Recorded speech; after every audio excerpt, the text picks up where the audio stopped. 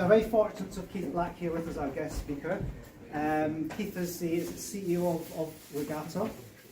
I'm sure all of you have heard of Regatta. Many of you will have worn or sported Regatta clothing. I used to employ the daughter of one of the other directors, Harold Cam. His daughter used to work for. I used to get the clothing at family rates back in the day. Keith is also, from a common aspect, you think CEO of the GLC? Chair, no less, higher than the CEO. Chair of the GLC, an organisation which I'm familiar with through the work of Mark Media. Mark Addleston does a lot of good work in the community supporting other organisations. And without further ado, I'd like to ask Keith to come and speak to you. I'm going to speak Keith for a wee bit, and then I think we're going to have some questions and answer open session. It aims to be formally finished by 10. If you want to stay and network, gazoon to height. Keith, the floor is yours. Thank you very much. Good morning, everybody. Nice to see you all. Thank you for inviting me along. It's lovely to be here. So I'll tell you a little bit about the story, the family story, the business story, my story. So I grew up in Manchester. I actually live in London these days, but I grew up in Manchester, and my father was a successful raincoat manufacturer in those days. After the war. Sorry. It's okay. It's good. You want me? It's perfect. We should have white chalks. He was a successful raincoat manufacturer, and I adored my father, as we all do, and all I ever wanted to do was really work with my dad. But then at the age of 9, he sold his business. He was in his late 40s. He got an offer that he couldn't refuse, and although it was quite early to sell a business, he decided to sell the business. And family legend has it that he came home, told us that he sold the business. I burst into tears. What am I going to do, Dad? Terrible. I was 9. Anyway, he actually stayed on in the business, working there. And then when I was at university, or about to go to university, he stumbled upon a very small industrial clothing business based in Chadderton, Oldham. And the owner was a gentleman called Solly Krause, who was part of the Matsi Hadass community in Broughton Park. And it was predominantly staffed with people from that community. It was a wonderful salesman called Harold Kahan, who somebody I think mentioned, and there was a wonderful accounts guy whose son is here today, Naftali Wise, and the warehouse manager was a guy called Shimon Brennan, and there were a tiny little business, half a dozen people. And my father stumbled on this business and bought this business, and he had a bit of capital. It was sort of a wholesaling business. He had some cash. So he said, I'm going to cut out the middleman. I'm going to go to Asia, and I'll bring in the product directly, and I'll cut out the middleman. And that's what he did for 2 or 3 years. And I then joined him in 1981. I'd been to university. I had a law degree from university. I didn't want to be a lawyer. I wanted to work with him. So he bought this business. It was a good buy. He was able to buy it in a good situation, which I think is my first lesson to anybody. If you're buying a business, make sure you buy it well. Never buy expensively, because it'll be a battle ever. And always appreciate that good businesses are hard to find. They're not easy. So I joined 1981, about 15 employees. My father was a great businessman. He'd been a manufacturer, he hadn't been an importer, but he was just a natural businessman. And the sales director, Harold Kahan, said, we need to sell some Chinese school bags. They're really popular. In fact, there was I can't remember the name of the guy, but he was from the community who was wholesaling them, the bag man who was wholesaling them from North Manchester. They're made in China. And this is 1981. People didn't go to China in 1981. Mao Zedong had just died a few years before. It was really behind the bamboo curtain. Very primitive place.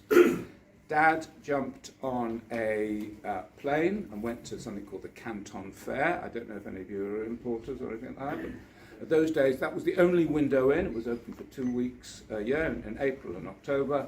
Jumped on a plane to Hong Kong, got on the train, went over to Guangzhou, and found some suppliers, and just bought. And that's a sort of another great business lesson, is that too many people are often, you see the obstacles. There's always a reason not to do something. There's always, that's too difficult. Who goes to China? Who does that?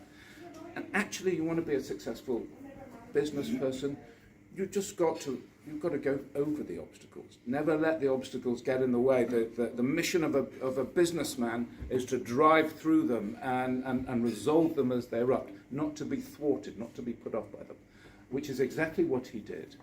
And it was, in a sense, the foundation of the Regatta Group, because what we were able to do is, by going into China, before anybody else, we bought canvas bags to start with, and then after a couple of years, I had a wonderful dad who actually, I'd been in the business a couple of years, he said, right, off you go to China now, I'm not going to do it, you go.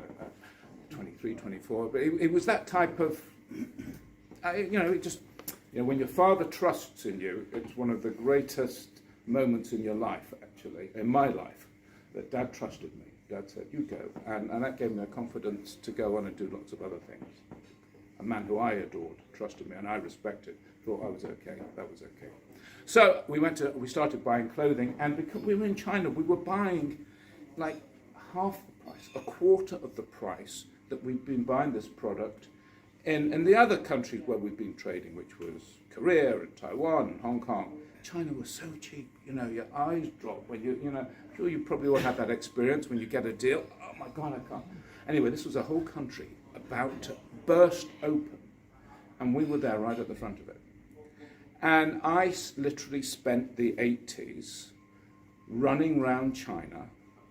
It was very restricted, it was very difficult. Regatta, I don't know how many you know, it's an outdoor clothing business today, but in the early days it was more workwear and industrial clothing.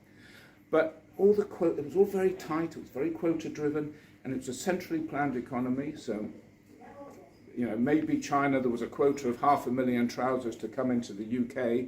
Well, that quota was split up by province. So, and China, 25 provinces. Each province would get its own allocation of 10,000 trousers. I'd have to get on a train, go round, hit that allocation, but it was worth it because it was such good value. I'm sorry, it was such good value, and that's really how we built the capital base of the business, because we were a disruptor. We didn't see ourselves as a disruptor. We were just buying cheap overalls and basic waterproof clothing, but we had disrupted the market. And they were wonderful days. And I spent the 80s, I used to get on in those days, telexes. I'm sure none of you know what telex is, but you used to have, you remember telexes. You feed the telexes in, and the night I come back from the fair, I'd say, Harold, I can buy these at this price, buy that price. I'd say, buy more. And we had a wonderful time, we had a great time. And we were sort of traders. I didn't really have the sense of building a brand. We stumbled on the name Regatta, we put that around, and we had a whole bunch of other names as well. Hazy Joe, Kex. You want to come in? Please come in. It's okay, it looks like this room, I think.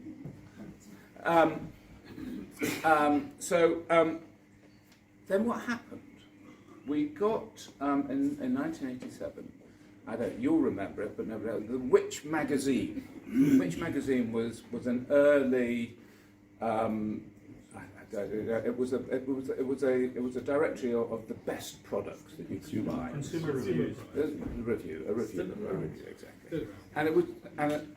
And they selected Regatta as the best buy waterproof, and they matched us against our competitors for the same product. Actually, in truth, there was just no difference. But whoever was the reviewer, the person who reviewed it had liked it for whatever reason, maybe it liked the colour, I don't know.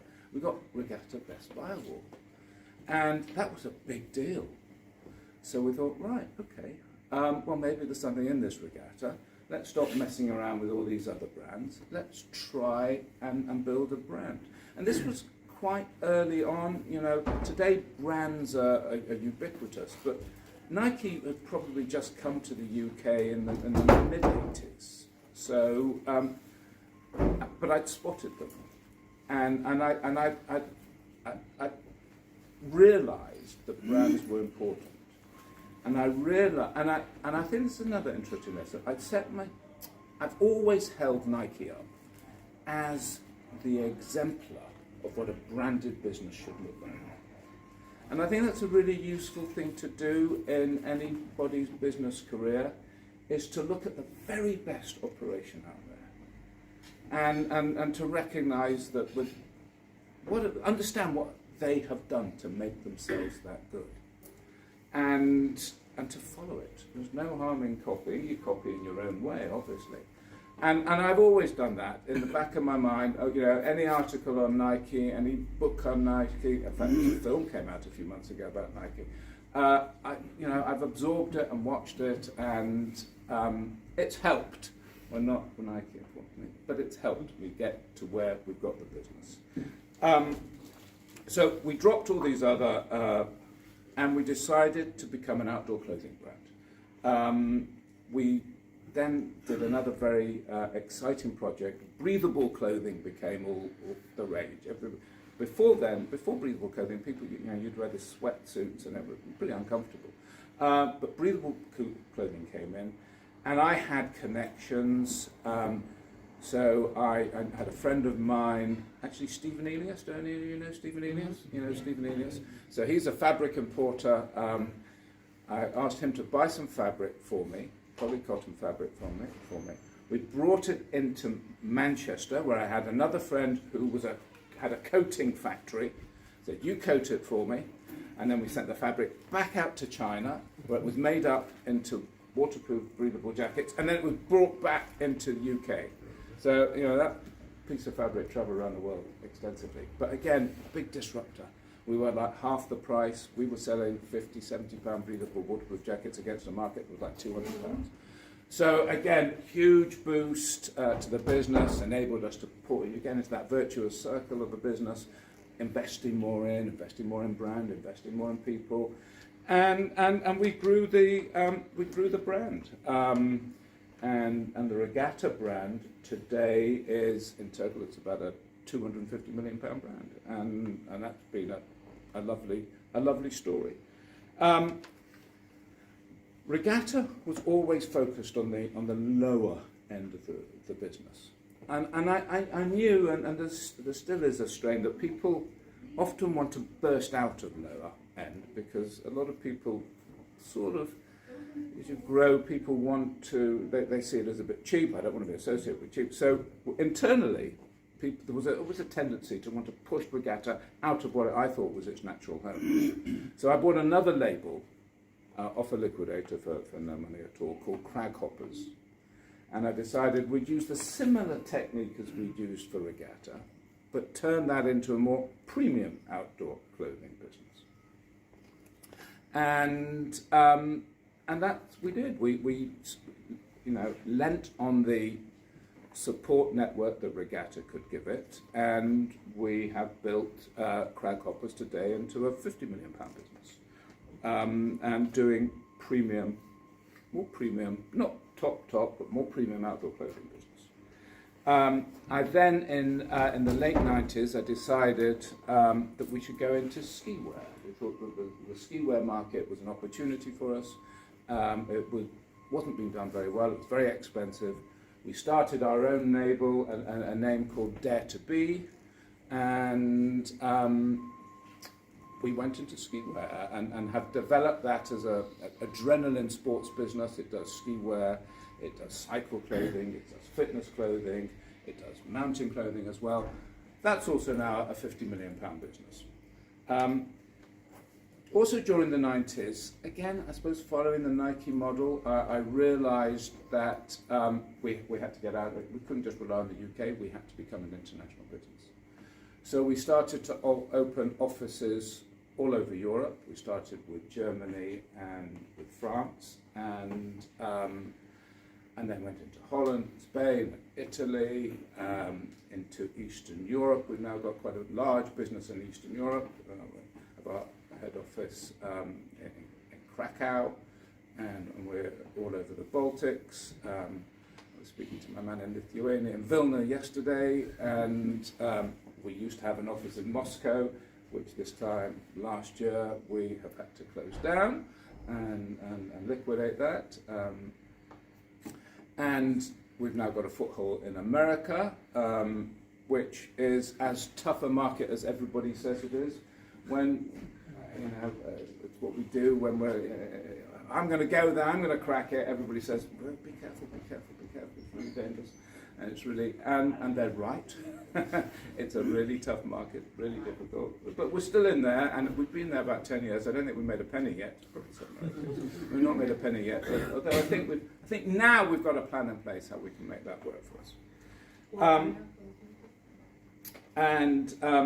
Also during the early 2000s, well, during the 90s, we'd opened up a few factory outlet shops. The first one we opened was in Fleetwood, the factory outlet centre in Fleetwood. That we opened there in about 94, 95, very early on. And they did really well, really successful. And I realised that actually during the 2000s, we were going to need to become retailers, which is always a bit of a challenge for a business that is more of a wholesale business. The business was predominantly built on supplying third-party people. And suddenly, you're going to set up your own retail business. Well, that's quite uncomfortable for your customers. They don't like it. So we had to do it very carefully and gently and slowly. And we actually ended up buying a business called Hawkshead, that was a small chain of outdoor stores that had gone bust. They're called Howard Mower. Anybody know Howard Mower? Yeah, I bought it from Howard.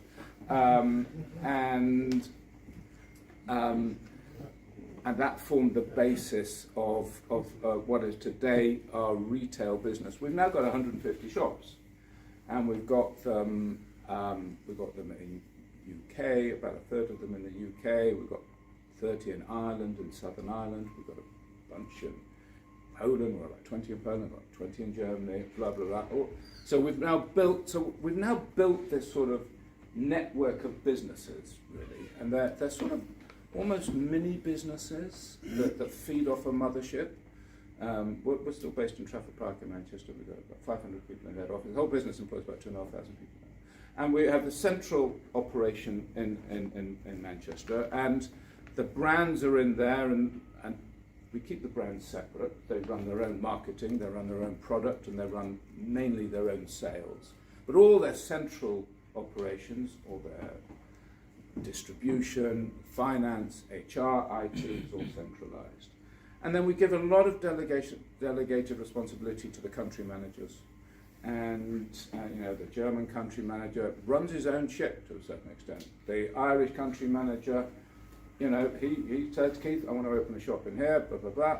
This are the numbers. Go, do it, fine, okay. So as a manager, I delegate really well. I'm absolutely not command and control, but I don't abdicate. I involve. I'm in constant touch with everybody. I'm all over the numbers. I know my business better than anybody else in my business. But I do give responsibility to the people, the senior managers, to run their shows. And one of the keys to that is to get the incentives right. You've got to incentivize people to think like you. So a lot of them are incentivized on profit. And I'm not shy of paying good money. Some people can earn six-figure bonuses and on top of a six-figure salary. And they're incentivized to think like me, to be profitable. We like our business to make 10% profit on turnover. That is the sort of overarching financial measurement that sets in place, and when that happens, we pay out full bonuses. And the different systems are different for different individuals, of course. But roughly that's, and it's so important to to have, it almost goes back to my father's trusting in me. Well, he trusted in me. Well, I'm going to find good people out there, and I think that's probably the thing that I do best in the world. Actually, is find good people, and instinctively I can recognise them now. I don't think I did in the early days, by the way. I think I made so many more mistakes about hiring people, and sometimes hanging on to people too long. As I've become more experienced, I select people much better. And I've now got some really sensational managers in place, highly incentivized, highly motivated, and delivering, doing a great job. Okay, so along the way, I've sort of made it sound quite rosy. Well, it hasn't been rosy. It's 42 years in this, and I've just about experienced just about every type of setback and disaster you can imagine. Cash flow crises, suppliers going bust on me, suppliers delivering terrible product to me, warehouses burning down, major customers, seriously major customers going bust, owing me millions of pounds, keeping me up at night, that whole saga, and the people saga. But you've got to hold your nerve. When you're in business, you're not a dentist. It doesn't. It's not that type of life choice that you make. It is a really tough life choice to make, to be a business. It's incredibly rewarding, and I actually don't think that there is another profession that gives you such a wide width of experience of life, because you've got to be, when you're leading a business, you've got to be on top of so many issues. You've got to be aware of macro politics, through to people management, through to finance management, through to product development, through to, you've got to have selling skills. Fundamentally, that's what I always think a salesman is. What I think a businessman is a salesman. That's what we are, and you've got to be able to do that. And I don't know any successful business who isn't led by a strong salesman. Although I don't actually do sales, but I can work with customers. So we have very thorough business plans throughout the business. Everything is thoroughly worked out. We use something called the flywheel method. Look it up. Get the Amazon book on flywheel method, and it just creates a virtuous cycle of continuous business improvement. We're very sales driven. The business is about sales. It's about turnover. It's about growth. We watch our overheads like a hawk, of course. Quarterly reviews with everybody. We go into the detail. Every penny scrutinised, and everybody takes their businesses, their budgets very seriously. And then, of course, culture. Culture. Culture's probably the most valuable part of our business today. We pride ourselves enormously on having a really healthy culture. And that's defined in two simple strands. One strand is we are entrepreneurial. However big we are, and we're a fair size today, we are still an entrepreneurial business. Everybody comes in is expected to create business. They're expected to come out with ideas. They're expected to solve problems. They are, they're told what they have to do, but we demand that they take initiative. And people generally love that. Those who don't can leave the business, but they genuinely love that, and they really like being part of a successful business where they're empowered to make a change along the line. Then the second cultural pillar is, you'll be familiar with it. It's great relationships. Treat everyone as you would like to be treated. And it's as simple as that. And so we kind of leave hierarchy out of the door. I'm Keith, my door's open, I'm respectful and listen to everybody. We genuinely treat everybody as we would like to be treated. Honesty, courtesy, with dignity, with respect, and we really stress that throughout the business, because people can get into positions of power and start showing their power off a little bit and being a bit less easy to work with. We don't accept that. We don't allow that behaviour. And we have a whole plan of competency program, very thought out competency structure by which people are measured and analysed. And we do annual reviews, where anybody who were here with Mark Addleston, when he spoke about that, he does that very, very intensively. He probably does it to another level than I do. I'm not too ideological about anything, by the way, but I recognise that culture, if you're growing your business, you've got to have a strong culture, absolutely. And then we put back into society. We do a lot of philanthropy. We genuinely care about philanthropy, so our staff, everybody can raise money, and up to £250 we'll match it. We look after lots of local projects around our offices, around our warehouses, and we let our employees support local sports teams, and we do all that type of work. And then we do we're doing a big program with Manchester University on a dementia project. We opened a school in Bangladesh for our factory workers' children who weren't getting an education, so we've opened a school for them that we've run for 12 years, and just a host of projects like that, and quite a lot more sustainability, conservation, environmental projects today part of what we do. And then secondarily, as a family, we're very involved in the Jewish community. So when I left university, I set up I was in UJIA, which my father had been chairman, was chairman at the time. And I set up Young UJIA, it was called MILI, M-I-L-I, and it became just a very active, engaged youth organisation.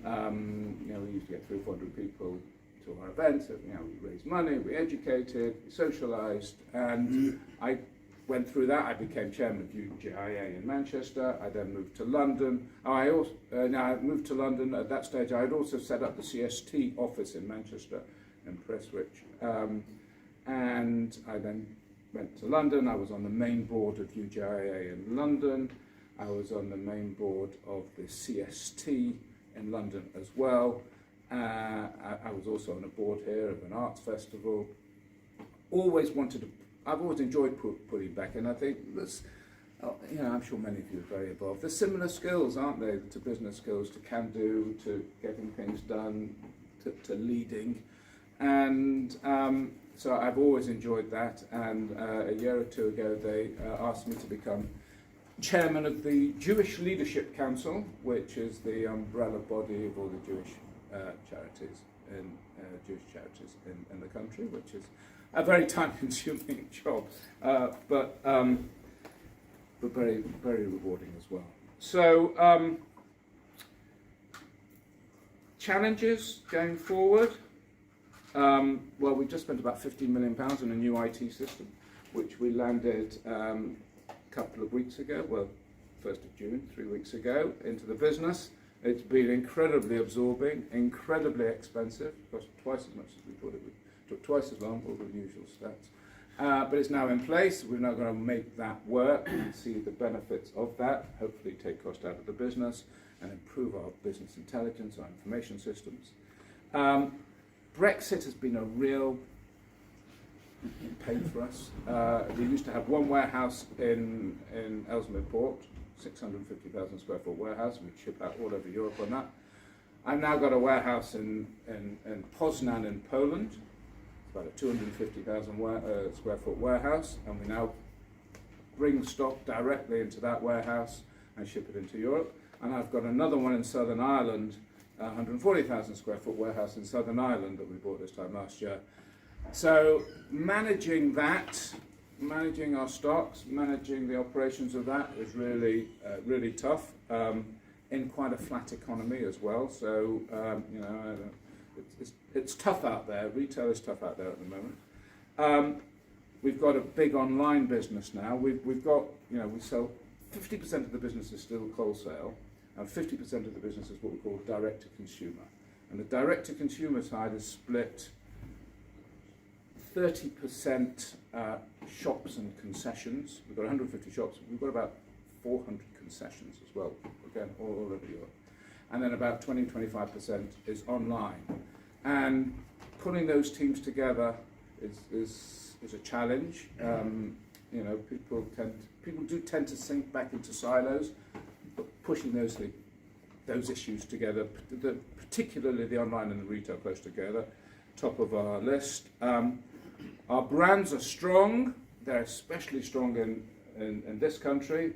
In my ideal world, our brands will be as strong here, as strong in Europe as they are here, and that's I suspect that might be for my successor. But we built nice. I mean, we're a nice business in Germany, and we're there. We just now need to take it to the next level. And of course, it's a crowded market. Everybody's in our market now. It's hard to disrupt, actually. It's one of the biggest challenges. It's hard to disrupt the bigger you get, really. And I've got to bring on succession, really. I've got 5 kids, and my wife's got 2. We don't think they're going to come in the business, so that is an issue for us going forward. I have to work out how to handle that. So, a few other tips along the way. Got to have eyes in the back of your head when you're running a business. You can't take anything for granted. You've got to stay on top of the detail. You look under that, and you'll find a whole pile of rubbish that you shouldn't be there. What's that doing there? And you've just got to keep looking and digging and worrying about what isn't happening that ought to be happening. Take nothing for granted.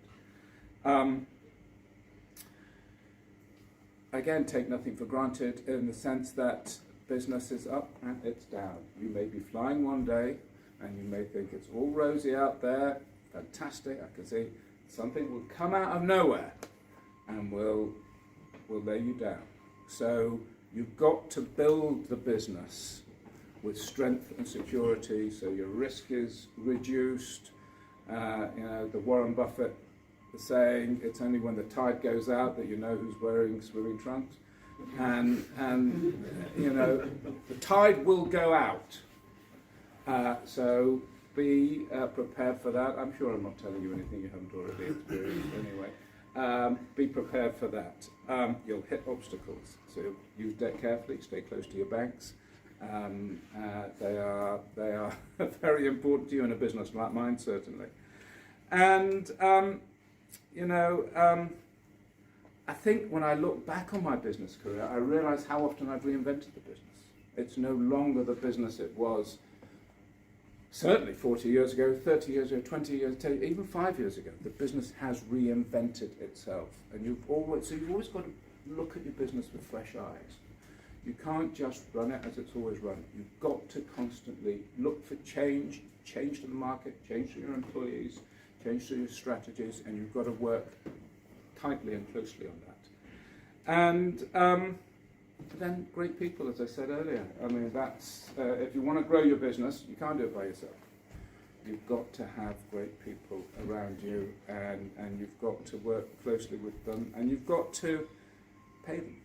I mean, it's so often the problem, isn't it, when somebody comes in and says, well, that's a 30,000, that's a £40,000 job.